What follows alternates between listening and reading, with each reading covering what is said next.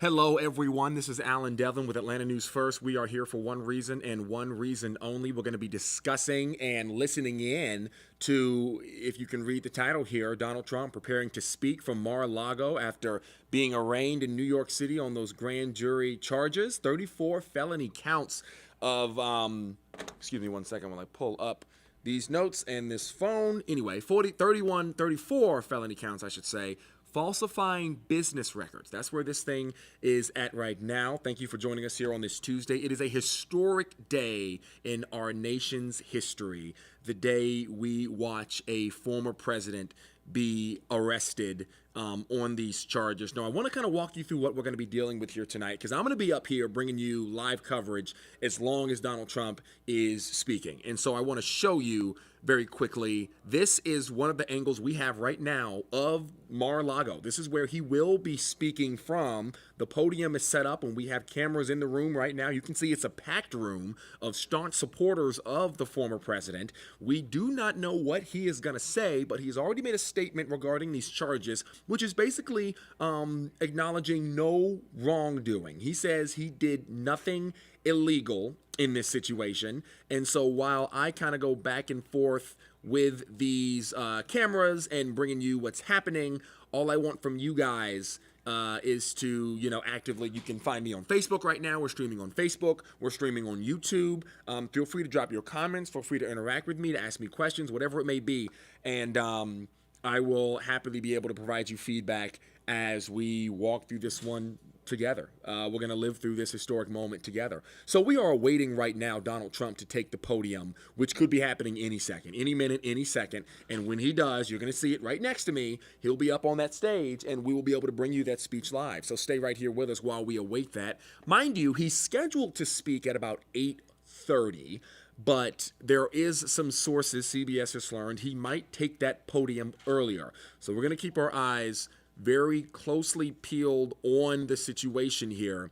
But in the meantime, I want to kind of walk you through where and how we got here. So if you've been following what's been happening these past couple of days, you are more than aware that the former president has been indicted on 34 felony counts of falsifying business records, all in connection to a 2016 hush money payment to an adult film actress, Stormy Daniels. Now, the prosecution, the District Attorney of Manhattan, District Attorney of New York, I should say, in Manhattan, is alleging that the former president made this payment illegally in 2016 to keep Stormy Daniels quiet about what she alleges was an affair that took place in the 2000s, 2006, 2007. She was preparing to go public with that affair right before former President Donald Trump, or he wasn't even the president yet, he was a candidate, right before then candidate Trump was preparing to jump into the general election against Hillary Clinton back in 2016. He wanted to keep that quiet, so says the prosecution, so he falsified business records and had his then lawyer, Michael Cohen, make that $130,000 plus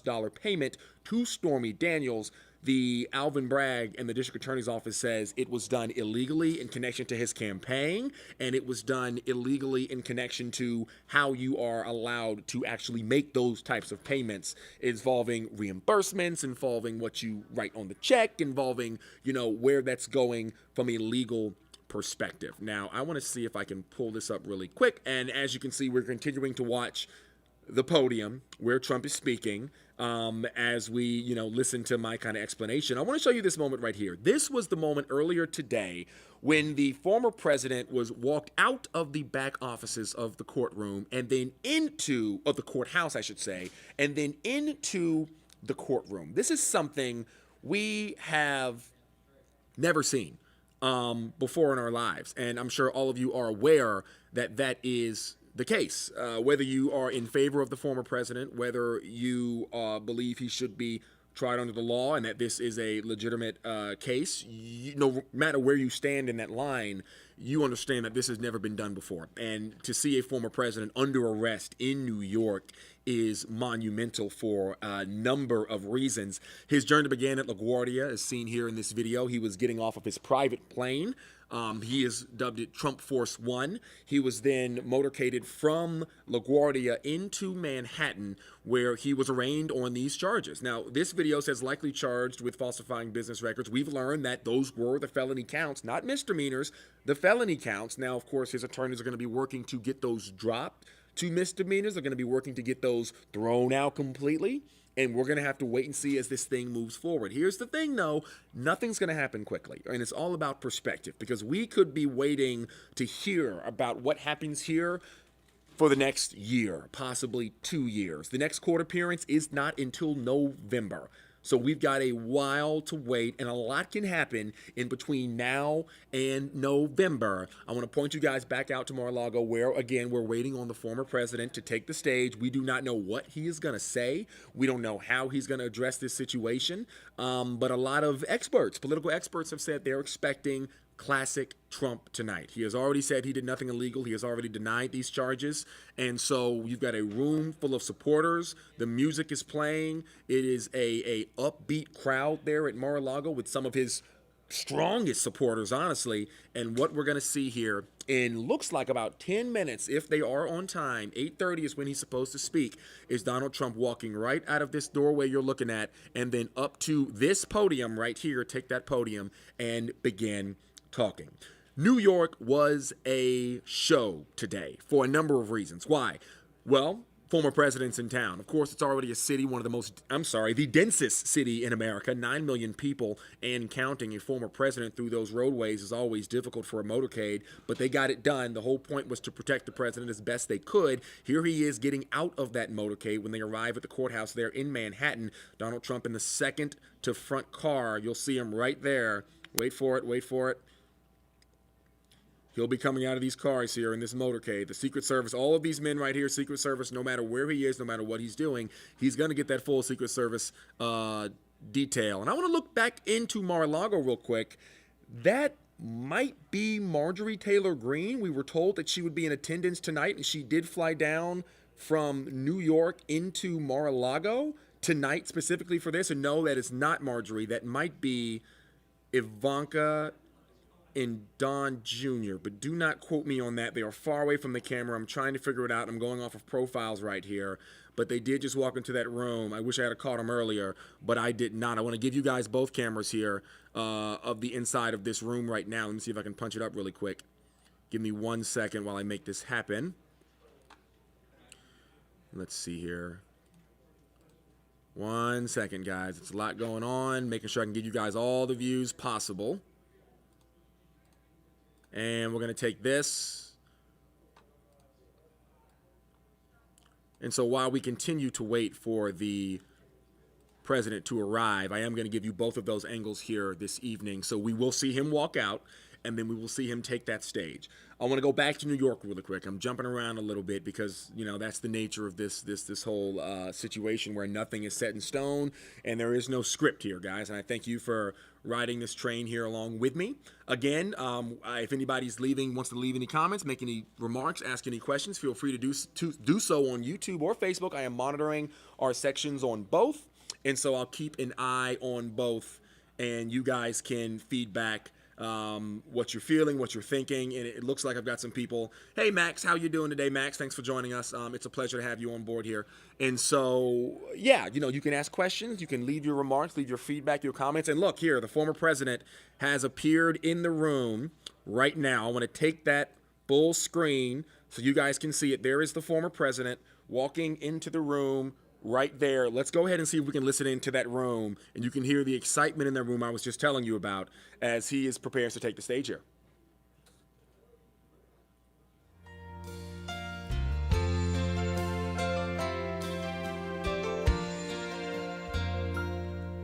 From the lakes of Minnesota to the hills of Tennessee, across the plains of Texas, from sea to shining sea, from Detroit down to Houston and New York to LA, where the There's pride in every American heart, and it's time we stand and say that I'm proud to be an American, where at least I know I'm free. And I won't forget the men who died, who gave that right to me. And I gladly stand up next to you and defend her still today. 'Cause there ain't no doubt I love this land. God bless the USA.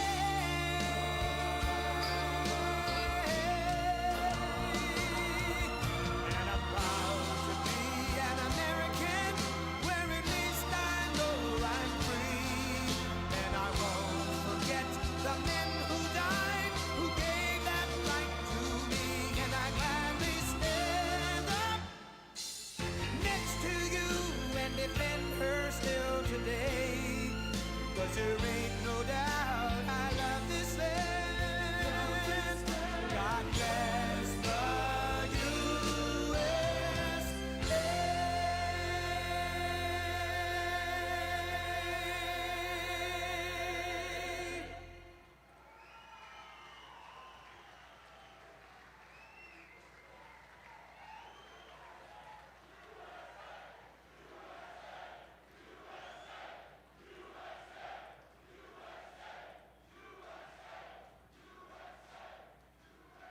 Thank you very much, everybody. And we have to save our country. God bless you all. God bless you all. And I never thought anything like this could happen in America. Never thought it could happen. The only crime that I have committed is to fearlessly defend our nation from those who seek to destroy it.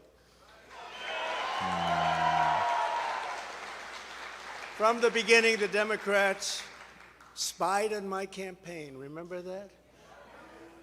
They attacked me with an onslaught of fraudulent investigations. Russia, Russia, Russia. Ukraine, Ukraine, Ukraine. Impeachment hoax number 1. Impeachment hoax number 2. The illegal and unconstitutional raid on Mar-a-Lago right here. They're lying to the FISA courts, the FBI and DOJ relentlessly pursuing Republicans, the unconstitutional changes to election laws by not getting approvals from state legislators, the millions of votes illegally stuffed into ballot boxes and all caught on government cameras. And just recently, the FBI and DOJ, in collusion with Twitter and Facebook, in order not to say anything bad about the Hunter Biden laptop from hell, which exposes the Biden family as criminals and which, according to the pollsters, would have made a 17-point difference in the election result. And we needed a lot less than that, like about 16.9. It would have been in our favor, not my favor, our favor, because our country is going to hell. And we remember the 51 intelligence agents who said Hunter Biden's laptop was Russian disinformation. It didn't exist. It was Russian disinformation. Remember that? And that was all confirmed strongly by the FBI when they all knew that it wasn't Russian disinformation. And so much more. Our elections were like those of a third world country. And now this massive election interference at a scale never seen before in our country. Beginning with MAGA left George Soros-backed prosecutor Alvin Bragg of New York, who campaigned on the fact that he would get President Trump. I'm going to get him. I'm going to get him. This is a guy campaigning. He wanted to get President Trump at any cost, and this before he knew anything about me, didn't know a thing about me. He was campaigning. As it turns out, virtually everybody that has looked at this case, including rhinos and even hardcore Democrats, say there is no crime and that it should never have been brought. Never have been brought. Everybody. Even people that aren't big fans have said it. They said this is not the right thing to do. It's an insult to our country, as the world is already laughing at us for so many other reasons, like our open borders, our incompetent withdrawal from Afghanistan, where we left behind American citizens, $85 billion worth of the best military equipment in the world, lost 13 magnificent young lives, and far too many to mention that are so badly hurt with the loss of arms and legs and facial obliteration. The most embarrassing time in our country's history, in my opinion. Then our give up on energy independence and even energy dominance. We're going to be dominant within 6 months, more than any other nation times 2. We had this all just 3 years ago. Our raging crime statistics, if you look in Democrat-run cities, numbers the likes of which we have never seen before. The open threats by various countries of the use of nuclear weapons, something never mentioned or discussed by outside nations during the Trump administration, and which could very well lead under the Biden administration's leadership to an all-out nuclear World War III can happen. We're not very far away from it, believe it or not. An economy that has been crippled by the biggest inflation we have seen in more than 60 years, and a military that I used to defeat ISIS in 4 weeks. They said it would take 4 years. 4 weeks. To kill al-Baghdadi and Soleimani, that has now gone woke at the top levels by trying to indoctrinate everyone down to the lowest ranking patriot. But now they have really stepped up their efforts by indicting the 45th President of the United States, who received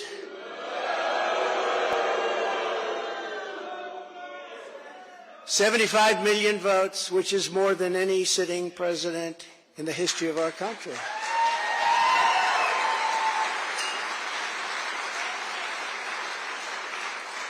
And in the wings, they've got a local racist Democrat district attorney in Atlanta who is doing everything in her power to indict me over an absolutely perfect phone call, even more perfect than the one I made with the president of Ukraine. Remember, I kept saying, that's a perfect call.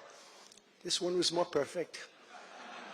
Nobody said, sir, you shouldn't say that. Many people on the phone were hung up in disgust because of something I inappropriately said, because nothing was said wrong. In fact, at the end of the call, we agreed to continue our conversation about election fraud, and election fraud specifically in Georgia, at a later time. Many people on the phone, including lots of lawyers, nobody found anything wrong with that perfect call until a book promotion tour many months later. All of a sudden they say, you know, I remember Trump making a call. Let's look at that. This fake case was brought only to interfere with the upcoming 2024 election, and it should be dropped immediately.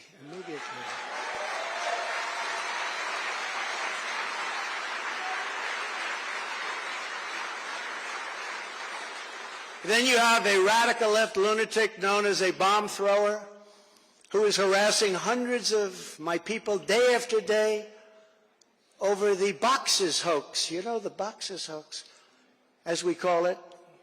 Just so everyone knows, I come under what's known as the Presidential Records Act, which was designed and approved by Congress long ago just for this reason.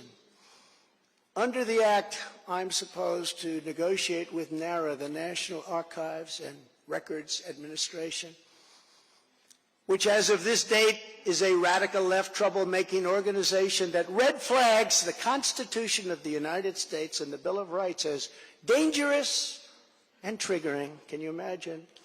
This is what we have to deal with. But there is no criminality under the Presidential Records Act. That is not what it's all about. We were negotiating in very good faith, proper way, in order to return some or all of the documents that I openly and in very plain sight brought with me to Mar-a-Lago from our beautiful White House, just as virtually every other president has done in the past. When FBI and DOJ officials with NARA were here, I told my lawyer to show them the very secure storage room in which they were locked. The FBI's sole request in writing was, could you please put another lock on the door? We immediately complied. It's a lot different than the Biden situation, isn't it? The next thing I know, we were raided by many gun-toting FBI agents who took whatever they wanted, including my passports and medical records. Everybody was in shock. Nobody had ever heard of such a raid before. We can't even believe it. Who would think that that could happen today? I immediately thought of the Fourth Amendment that protects against unreasonable search and seizure. But they did it anyway because our justice system has become lawless. They're using it now, in addition to everything else, to win elections. Apparently, they're not looking at me through the view of the Non-Criminal Presidential Records Act. They came up with a new one. This is a new one. And they're looking at me through the Espionage Act. Think of that. How does that sound? Of 1917, where the penalty is death.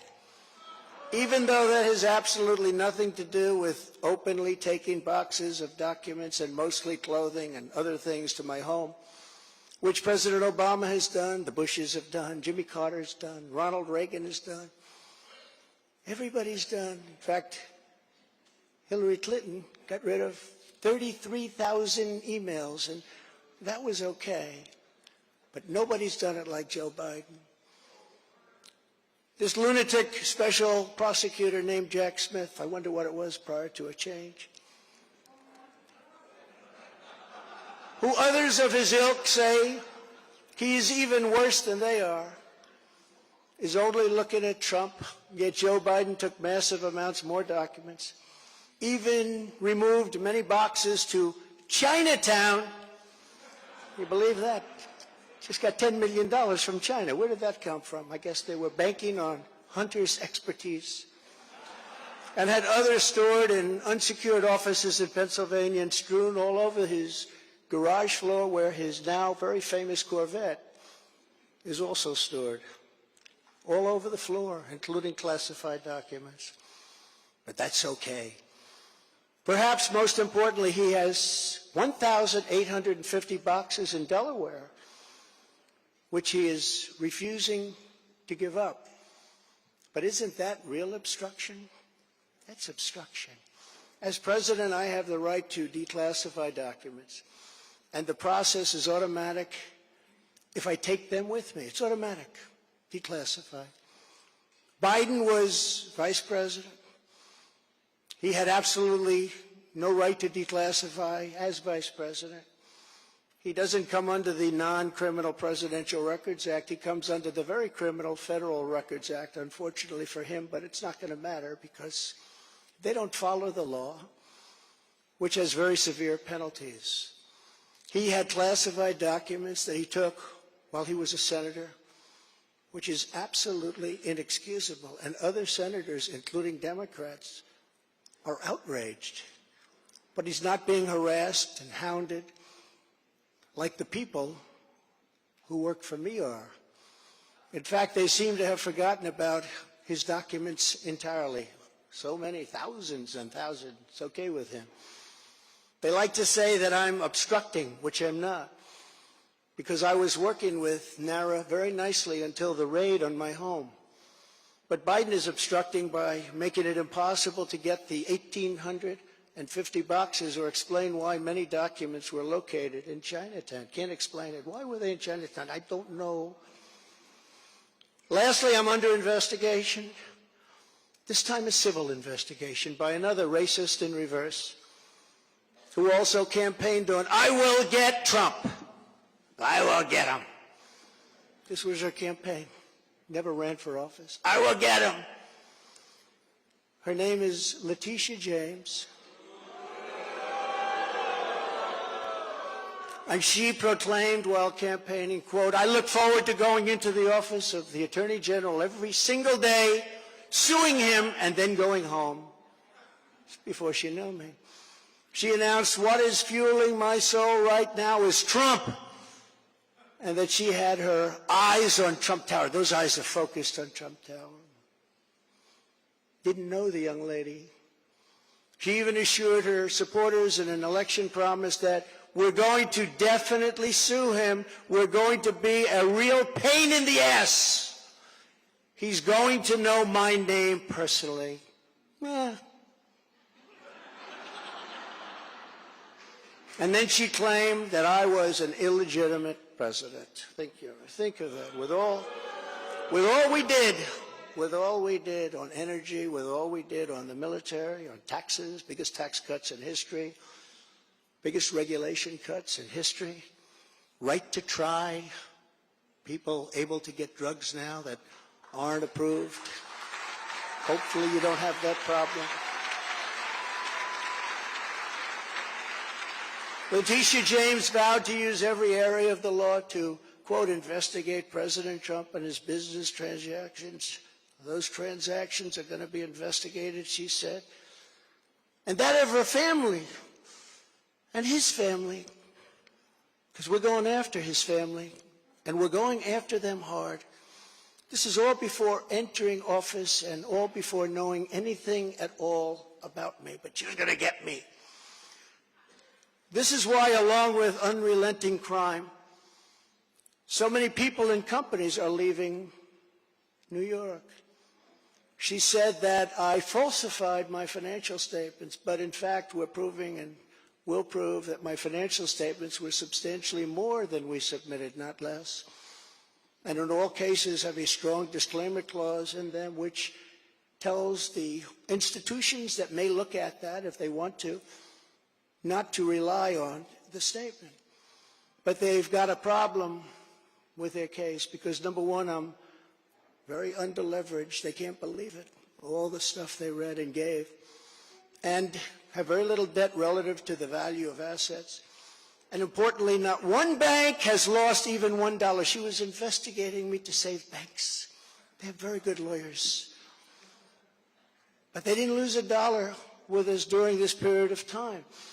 In fact, the banks we're talking about made almost $200 million off Donald Trump, and they liked me very much. We never missed a payment, never got a default notice, had a great relationship with all of them. I don't need banks. They have a lot of cash. I built a great business with my family, built a fantastic business.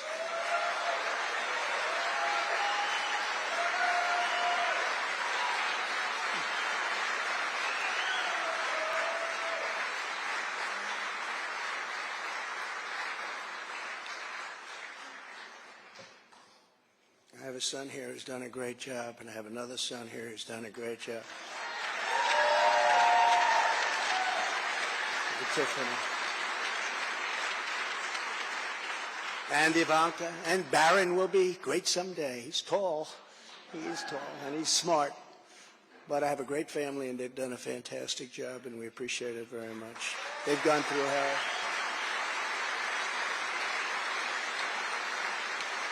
So she's suing me over banks that weren't defrauded when she should be focused on violent crime that's driving people out of the state. This is a persecution, not an investigation. She's put our family through hell. It's cost hundreds of millions of dollars to defend, but our heads are held very, very high. They want to settle the case, but I want no part of that. So here we are now. It's where we were today, in a city that was so great just 4 or 5 years ago. But now we're there, spent time there today, as you possibly read, with a local failed district attorney charging a former president of the United States for the first time in history on a basis that every single pundit and legal analyst said, there is no case. There's no case. They kept saying, there's no case.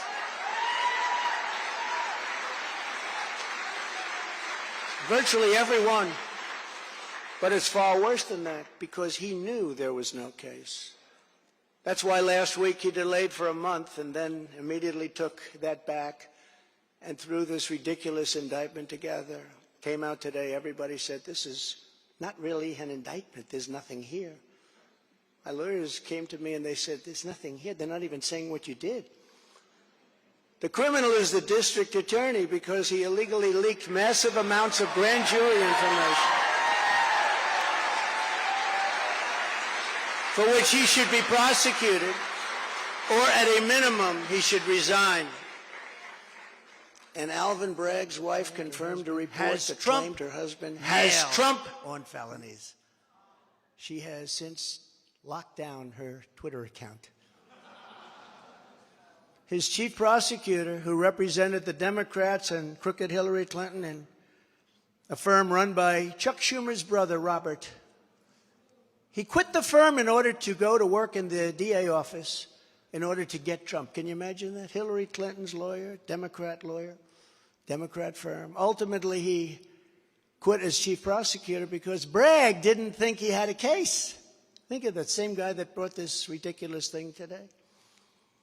Yet during his investigation, this prosecutor named Mark Pomerantz wrote and published a book saying all sorts of privileged things and has been very strongly reprimanded. He was reprimanded so strongly. I've never seen anything like it. I've probably the end of it.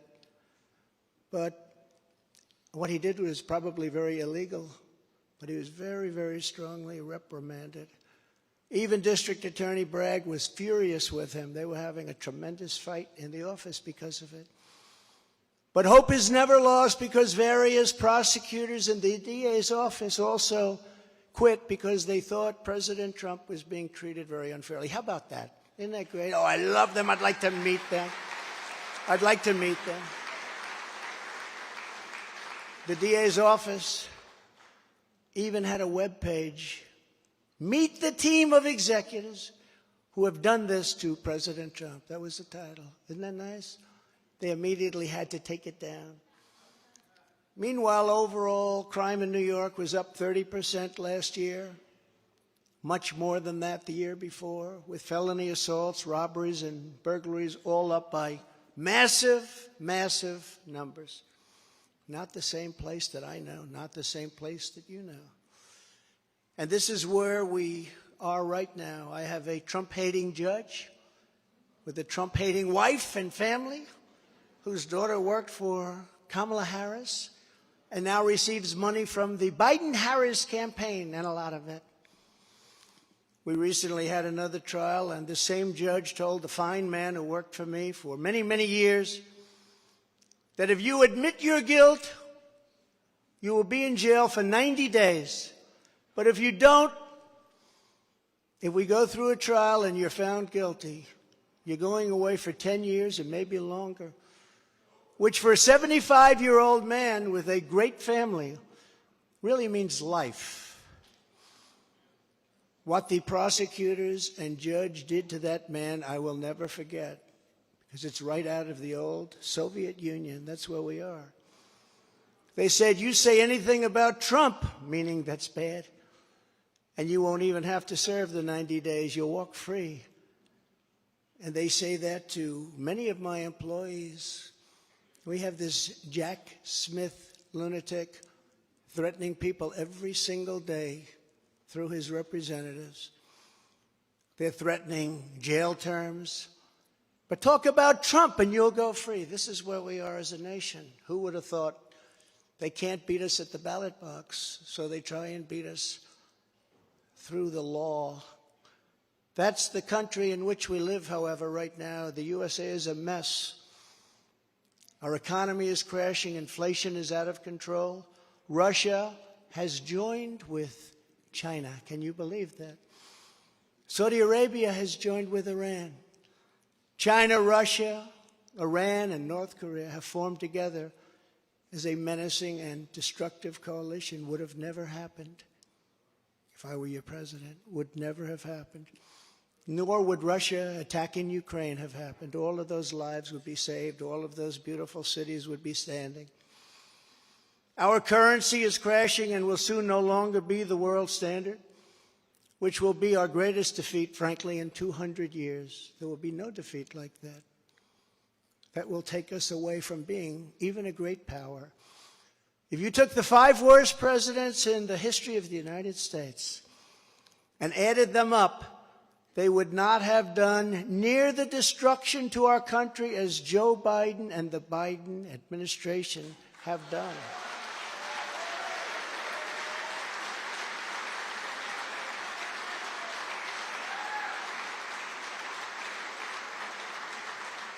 Incredibly, we are now a failing nation. We are a nation in decline. And now these radical left lunatics want to interfere with our elections by using law enforcement. We can't let that happen.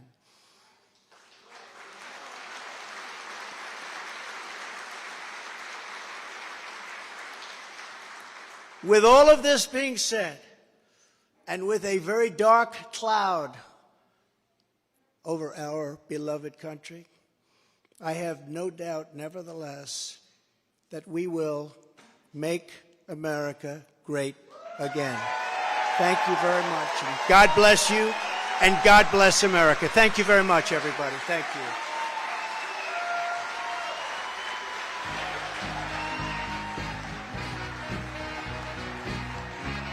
So what we have been listening to here has been President Donald Trump, former President Donald Trump, speaking in relation to those charges. He took the stage for what was about 30 minutes or so, right around 8:20, 8:25. He took that stage, and he's been on the stage ever since. I'm going to bring down that volume a little bit. Miles, we've got audio on my end, right? Okay, good to go. So we are now watching Donald Trump exit that ballroom there at Mar-a-Lago. And again, he spoke for what was about 30 minutes and said about what you would expect to hear from the former president there. It was a lot of, basically saying that he's innocent. He took shots at Alvin Bragg. He took shots at the Fulton County District Attorney Fani Willis right here in Atlanta. He took shots at former President Joe Biden. He took shots at Kamala Harris. He took shots at the judge. And a lot of, finger pointing, but also admitting and saying that he believes truly that he is in the clear. He's in the clear, and that he did not do anything illegal. He did not break any laws, and he said that this case, these charges brought against him, are a sham, and that he will prove that down the road. He also referenced several other instances in the past years where the justice system has gone after him. He brought up some examples of how he believed the justice system had been twisting words, twisting cases, and that they're out to get him. And he says that it is disgraceful that a former president, as you can see as he waves by to that ballroom there in Mar-a-Lago. I'm going to take that full screen as he walks out, actually. Let me see here. There he is. Donald Trump exiting that ballroom right there, you can see, with that music blaring. Spoke for about 30 minutes there as he leaves the ballroom. And right now, I'm sure, let's see if we can see him any longer here. I'm looking for him. He's walking through that crowd. And now what you've got is a ballroom of Trump supporters, Trump fans, family members. Still don't know who we saw earlier on. I believe Marjorie Taylor Greene is in attendance tonight. Georgia Representative Marjorie Taylor Greene somewhere in that crowd. I do not see her, though. But that is the tail end of that event there in Florida. And what I'm going to do is I'm going to pop this up right now so you guys can see me and we can have a little bit of a conversation. So while that was going on, you guys, I'm sure, were in Facebook, in YouTube. I'm going to go open it up right now and see what we've got going on here. Tell me about what you thought, about what he had to say. If you were listening in there with me, how did you feel his remarks were? What was the tone? Do you think he's being truthful? Do you think that this case should go forward? Do you think that it has merit? Do you think his statements had merit? Let's talk about it. Let's see what we've got to say here. And I do already see a lot of back and forth on Facebook. Some people appear to be not supporters. Some people appear to be supporters. That is called politics.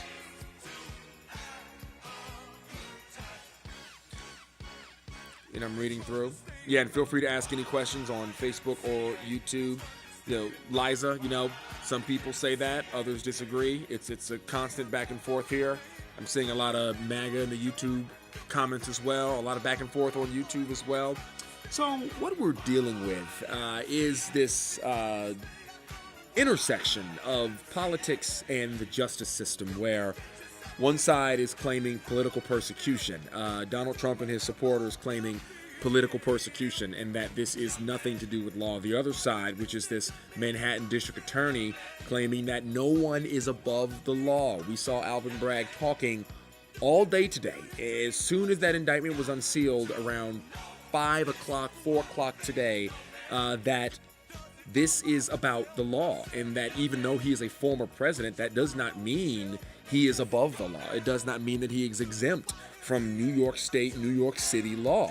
And what he is saying is that they have proof. They believe they have the evidence they need to try a former president, regardless of his stature, regardless of what political offices he held, on 34 felony counts of falsifying business records. And that is where we are.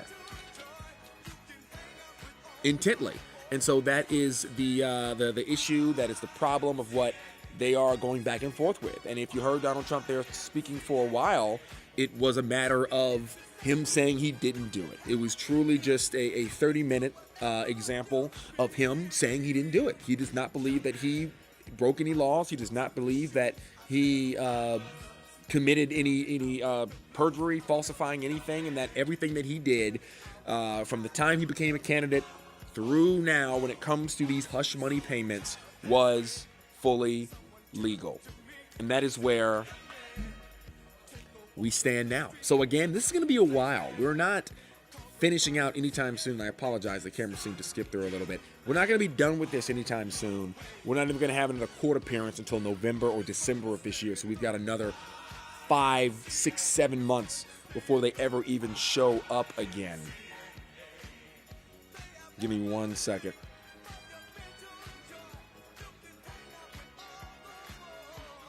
There we go. And so the thing is, it's important to know that this is completely separate from another instance that's Trump just referenced going on right here in Georgia when it comes to him getting looked into, investigated for meddling in the 2020 election. That is a completely separate investigation by a special grand jury here in Fulton County, and under the lead of District Attorney Fani Willis, where they are currently investigating what that looks like. And much of that investigation, those findings are sealed right now, but they may become unsealed in the coming days, and people are asking, all right, is he going to get indicted and charged with that as well? And that, of course, would be more felony counts against the former president. First time we've ever seen a president charged, under arrest, facing felonies in any degree, in any capacity. This is not the first time we've seen a former president or any politician in legal troubles, of course. That's been happening for a long time. But for a former president to be arrested and charged with a felony, first time in history. And we're going to continue to talk as this room continues to empty out, continues to close out. It looks like they just, the YMCA stopped playing. Oh, they got some more music now playing there in Mar-a-Lago. So I'm hoping I gave you guys an opportunity to throw out some questions, give some commentary on Facebook and YouTube. I'll do my best to respond and see what happens. And Liza, I see Liza Engel, I see you just kind of brought it up. We just talked about that. Yeah, so for the president, for his supporters, it's unfortunate where there are a long line of potential indictments he could face in the coming months and years that will stack onto each other, regardless of what happens in this case. This one might be a 1 or 2 year process, but that case that we're watching, Atlanta News First is watching very closely here in Atlanta, is another example. His supporters say it is more sham. It is more political theater against him, political persecution on a former president, and they don't believe he will ever be fully convicted of these charges. He has made it clear he does not believe he will ever be fully convicted, and so that is where this whole thing stands. You can now, mind you, even though I'm about to end this stream, You can go watch back everything Donald Trump just said. As soon as we finish, you can rewind this whole thing and listen to his entire speech. It was right here the whole time if you're just joining us. Rick Folbaum, Sean Gables are about to take the desk on air on Atlanta News First on Peachtree TV in just about a minute and a half now. You can go watch them wrap it up. They're going to be talking about it as well. We're going to have continued coverage on Donald Trump's statements here, as well as other statements he makes in the coming days, weeks, and months on Atlanta News First, because this is far from over. This is just the beginning for this specific case.